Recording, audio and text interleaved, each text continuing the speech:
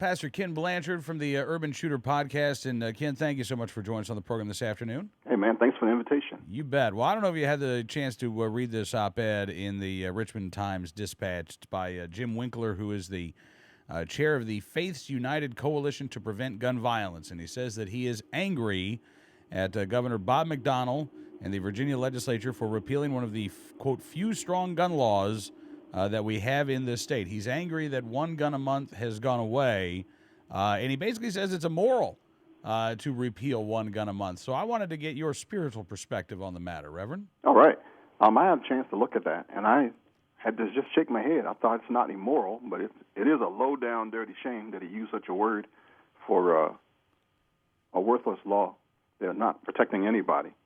And immoral is a huge word. It's like not conforming to the patterns of conduct, and that's totally wrong. It's ethical for us to protect ourselves. It's ethical for us to protect our families, our congregations, our country. It's acceptable and even smart to do that with a firearm most of the time. Let's see. Jim Winkler says, I'm just going to play devil's advocate here, or I don't mean to call Jim Winkler, whatever. I'm going to provide some more of Jim Winkler's comments here.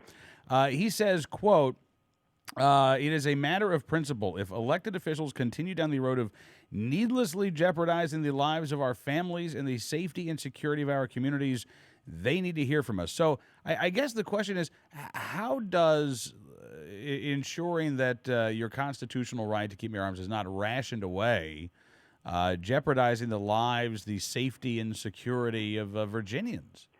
Well, he would be correct if the firearm was the devil, if the firearm was automated machine that could just move down the street and kill people recklessly, and that they were doing something with this worthless law. But it's a bit of a stretch, and using the word immoral is just wrong. It's inconsistent with the principles of a leader, a shepherd, and especially if you just want to be a shield for the Brady campaign, then call it what it is.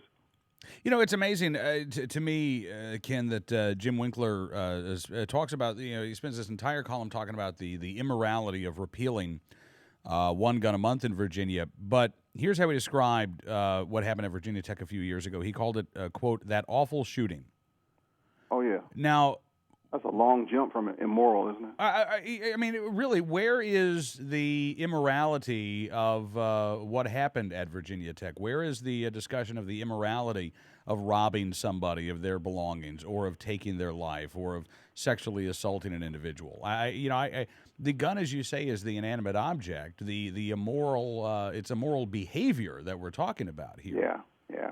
If you want to use a big I word, you could use impotent. That whole Brady thing is unable to perform what it's trying to do, and it's not helping anybody. It's a crippled organization. It's inadequate. It's incapable. It's incapacitated. It's incompetent. But I'm not going to just beat up on a Brady campaign.